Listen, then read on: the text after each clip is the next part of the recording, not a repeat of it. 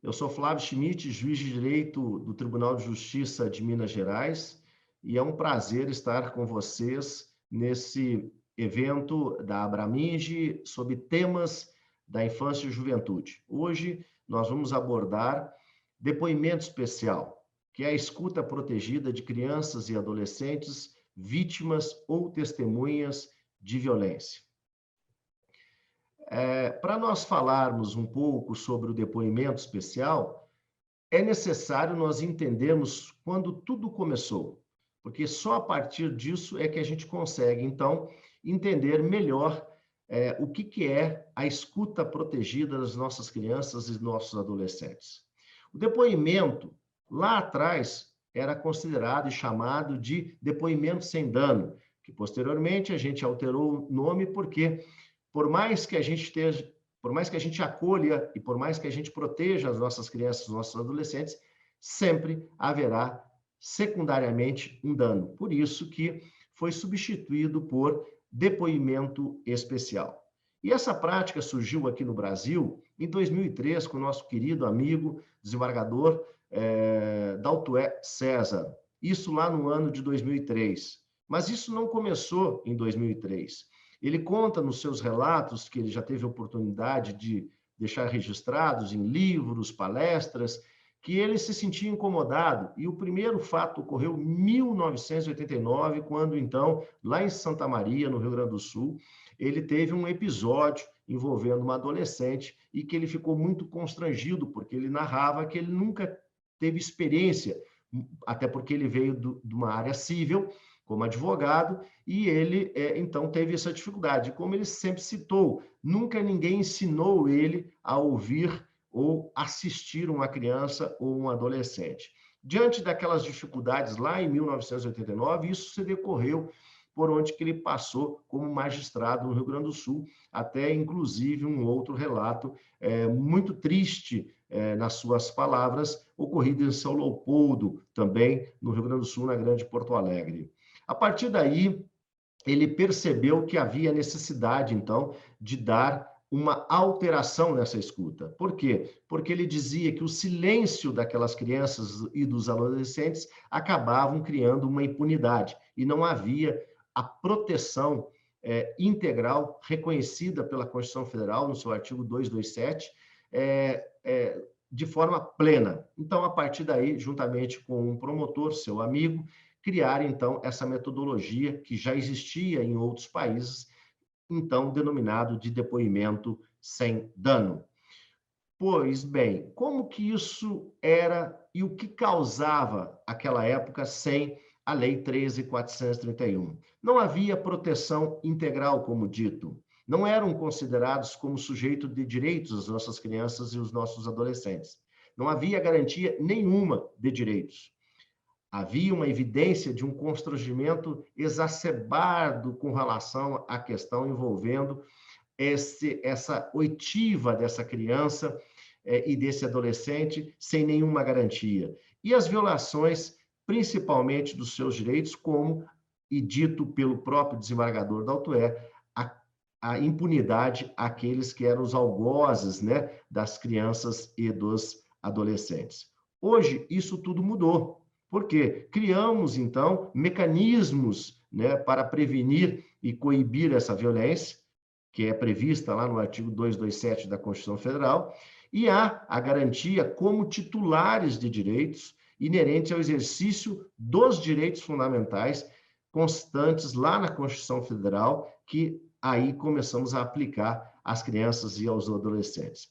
E o mais importante, nós aplicamos a lei de acordo com as condições peculiares do infante como pessoa em desenvolvimento, o que não era levado em consideração. Por quê? Porque nós examinávamos a criança como um objeto de prova e não observávamos ela como uma pessoa em desenvolvimento que deveria ser analisada a sua fala conforme a sua capacidade, conforme o seu desenvolvimento intelectual. E deu-se voz à criança. Por quê? Porque a Lei 13.431, a regra é dar direito à criança e ao adolescente de falar e retirar da sua consciência aqueles males que foi acometido pela violência sofrida, mas também se dá o direito a ela de permanecer calada, em silêncio, como uma garantia. E o principal, na somatória desses direitos e garantias, está a punidade. Por quê? Porque a partir de então, com a palavra da criança ou adolescente, nós conseguimos, então, obter maior vantagem na produção da prova, com a finalidade de obter, então, a punição àqueles que cometeram as violências. A Lei 13.431, ela traz para nós de que, uma vez ocorrida a notícia da violência, nós temos dois caminhos para fazer o levantamento das informações envolvendo essa violência. O primeiro é a notificação compulsória, que está prevista na Lei 13.431, no artigo 13, e a outra forma é a denunciação espontânea, que está prevista também na mesma lei, no artigo 15. O que nós tínhamos até então eram aquelas denúncias que existe, então, como regra, que todo cidadão brasileiro pode, uma vez ocorrendo um crime, pode, inclusive, dar voz de prisão àqueles que estão cometendo. Mas a Lei 13.431, ela trouxe de forma específica qual é o caminho, como dever das partes, né? No sentido de levar a cabo para a investigação. O primeiro, então, a notificação compulsória, que qualquer pessoa poderá, então, uma vez tendo conhecimento dessa violência, buscar, então, os caminhos para nós conseguirmos, então, investigar essa situação, para acolhermos e protegermos as nossas crianças. A outra forma é a denunciação espontânea. Essa denunciação é dentro dos órgãos de proteção, integrantes do sistema de justiça, envolvendo os demais sistemas no que diz respeito à integração para a proteção das crianças e dos adolescentes. Exemplos desses casos é o Conselho Tutelar, a própria autoridade policial, o Disque Denúncia, seja ele nacional, seja ele estadual, seja ele municipal, e as próprias ONGs que fazem parte da proteção às nossas crianças, que estão integradas à rede de proteção. E qualquer órgão vinculado a essa notificação, a essa denúncia, então, uma vez recebendo, deve encaminhar à autoridade competente. Isso é importante ser dito pelo fato de que existe um momento em que a criança ou adolescente irá revelar o que sofreu, o que presenciou, e aí nós temos esses caminhos. A escuta protegida, ela surge pela Lei 13.431, uma vez havendo, então, essa notícia da violência, ela pode ser física, psicológica, sexual ou até institucional, então aí nós vamos examinar a escuta protegida, que ela pode ser através da escuta especializada ou o depoimento especial, que é o nosso objeto desta fala sobre temas da infância e juventude. O que é escuta especializada?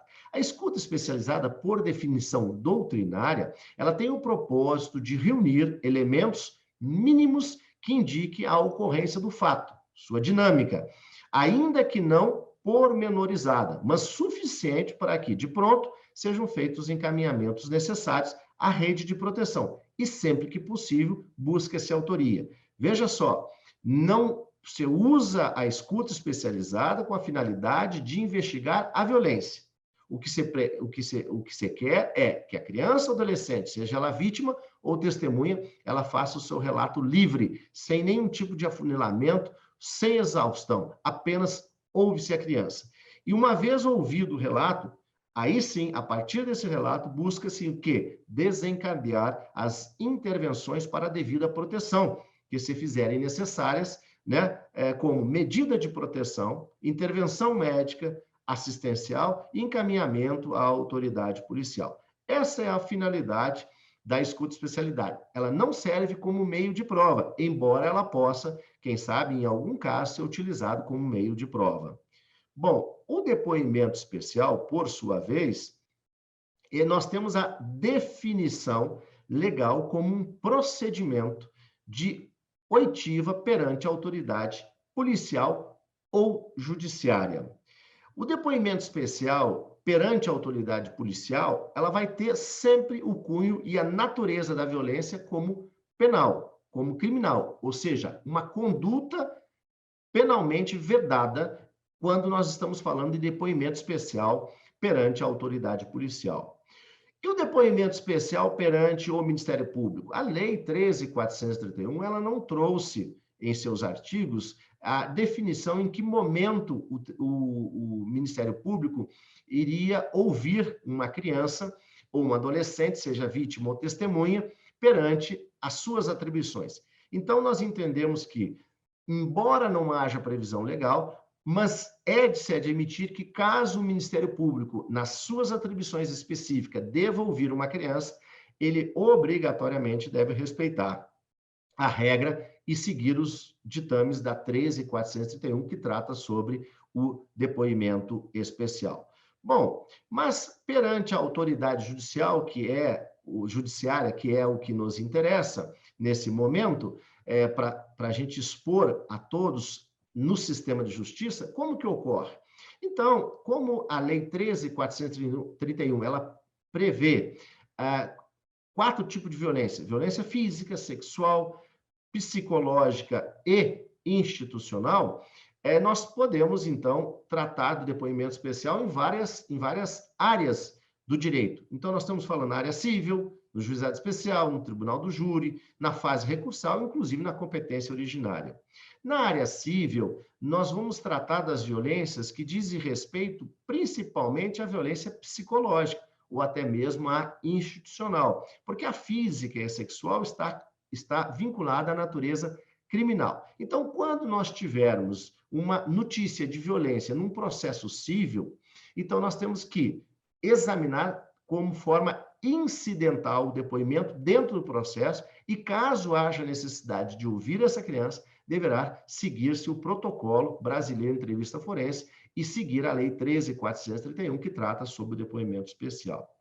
É importante que nós dissemos aqui que 2 pontos são muito visíveis na área civil com relação ao depoimento especial. O primeiro deles diz respeito ao depoimento especial vinculado à alienação parental, que está definida lá no artigo 4º da Lei 13.431 e também previsto pela Lei 12.318/2010, que trata especificamente sobre alienação parental.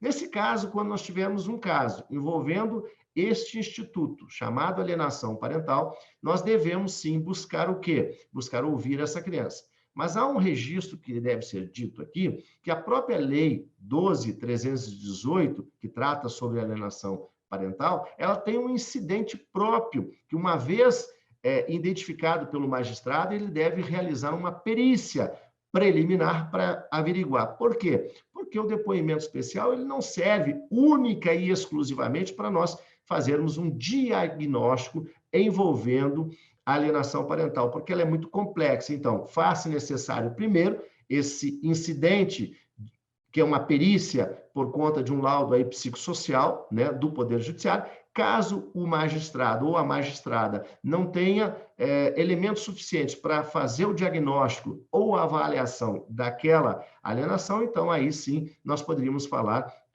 na sequência, realizar um depoimento especial para ver se realmente confirma-se ou não aquela conduta verdade.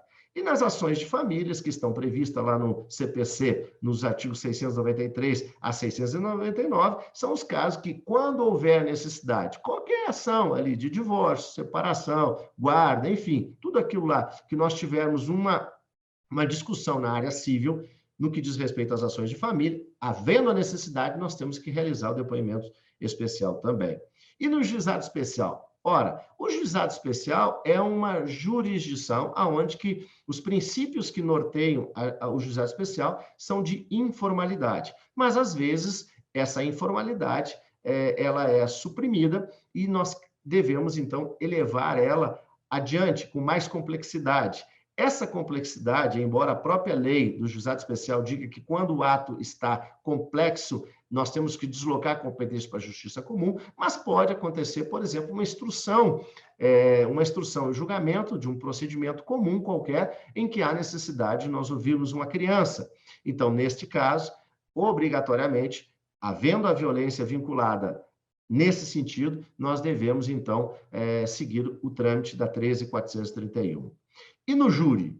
O júri é uma questão muito especial. Por quê? Nós temos o procedimento do sumário da culpa, que está prevista lá no artigo 406 a 412 do Código de Processo Penal, e a fase do plenário, que é o 422. Pois muito bem. Quando nós estamos falando de sumário da culpa, nós estamos falando que a criança ou adolescente, seja vítima ou testemunha, ele foi ouvido na fase de instrução do sumário da culpa. Então, nós já temos o depoimento especial. Há necessidade de nós ouvir essa criança ou esse adolescente em plenário, novamente? Eu entendo pessoalmente que não, porque se nós temos o quê?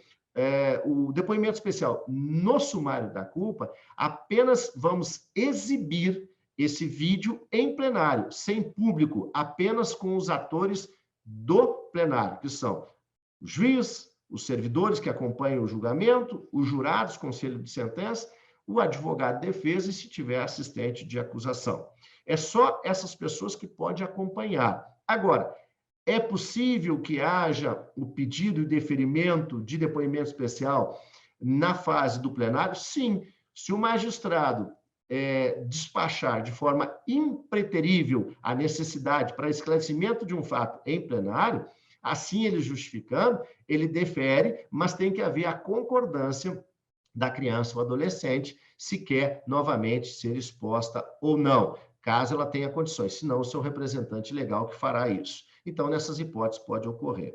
Fase recursal. Na fase recursal, o Código de Processo Civil, lá no artigo 932, inciso 1, dá o poder instrutório ao relator e ele pode converter em diligência para que o juiz da primeira instância faça esse depoimento, ou, se ele preferir, ele pode produzir, inclusive, em gabinete ou em sessão. Em qualquer uma dessas hipóteses, obrigatoriamente devemos seguir a 13.431.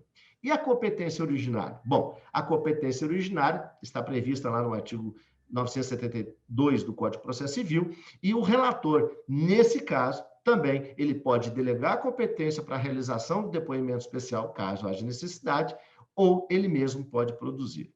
Uma grande novidade que existe é o depoimento especial perante a autoridade administrativa. Ah, mas quando isso acontece? Pode acontecer, nós temos procedimentos administrativos que, eventualmente, pode estar vinculado a uma conduta vedada pela 13.431 e que haja necessidade da produção de provas e, nesse caso, a autoridade competente com atribuição administrativa, então, deve realizar o depoimento especial. Pois muito bem. E como que isso ocorre? Na prática, no que diz respeito à oitiva dessas crianças e esses adolescentes, sejam eles vítimas ou testemunhas de violência? O sistema de justiça adotou o Protocolo Brasileiro de Entrevista Forense. Esse protocolo, ele é uma adaptação de outros protocolos já existentes mundo afora, e através do Conselho Nacional de Justiça e através de uma entidade chamada Childhood, essa Childhood é uma entidade internacional criada pela Rainha Silvia, que é brasileira, rainha da Suécia, e ela acabou desenvolvendo, após o desembargador do Autué, lá atrás, em 2003, começar esse trabalho do depoimento, então, chamado sem dano, ele acabou, por fim, juntamente com a Childhood e juntamente com o CNJ, criando, então, o Protocolo Brasileiro de Entrevista Forense, através de várias mãos, aonde que estudaram de forma específica para a adaptação desses protocolos à realidade brasileira. A partir daí, então, o Conselho Nacional de Justiça, através da resolução 299 de 2019, lá nos seus artigos 8º, 14 e 23, disse que, para aplicação ao sistema de justiça, deve ser observado o protocolo de entrevista forense. E como que ficam, as outras autoridades que fazem parte de qualquer sistema para a oitiva dessas crianças? Nós entendemos que, para o sistema de justiça, que subentende-se o Poder Judiciário, nós devemos aplicar o Protocolo Brasileiro de Entrevista Forense. Agora, a tendência é que os outros atores dos demais sistemas também acabam realizando o depoimento especial através do mesmo protocolo. Qual a finalidade do posicionamento adotado pela doutrina nesse sentido. É porque a Lei 13.431, ela fala em protocolos, e ela não diz qual o protocolo, mas como forma de regulamentação dessa questão, a partir do fluxo definido pelo Conselho Nacional de Justiça também no sistema de justiça, ele acabou, então, entendendo que para o sistema de justiça nós deveríamos aplicar o protocolo brasileiro de entrevista forense. Então, na sequência, é natural que os demais, para se una essa reação envolvendo a oitiva das crianças e dos adolescentes, nós aplicamos, então, o protocolo brasileiro. Ah, mas pode os outros atores adotar outro protocolo? Sim, pode, porque a lei 13.431, ela não impõe o protocolo brasileiro. Quem impôs isso foi o Conselho Nacional de Justiça ao sistema de justiça. Então, de forma muito simples, nós podemos definir o depoimento especial nesses termos. Há uma grande dificuldade na implementação e na execução do depoimento especial. Por quê? Porque o Brasil hoje é um país que, com todas as dificuldades, nós temos dimensões continentais. Então, é difícil nós estabelecermos um regramento, estamos trabalhando para que haja a implementação o mais rápido possível em todas as comarcas do país. Entretanto, as dificuldades são imensas por conta do que foi dito.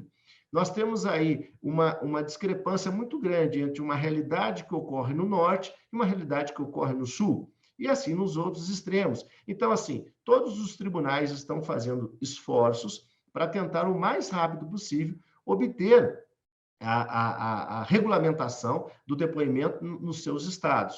Mas as dificuldades, por isso que o CNJ está atento a essa questão, no ano de 2021, início, fez uma recomendação de número 88, aonde que, a partir de então, os tribunais, os juízes poderiam fazer adaptações das suas realidades para efetivamente ocorrer o depoimento especial. Digo uma coisa importante, não podemos abrir mão do depoimento das nossas crianças e dos nossos adolescentes, sejam eles vítimas ou testemunhas, se não houver condições. Nós não podemos abrir mão. Nós temos que adaptar a nossa realidade, como dito pela recomendação 88, para nós conseguirmos, então, proteger e acolher essas crianças.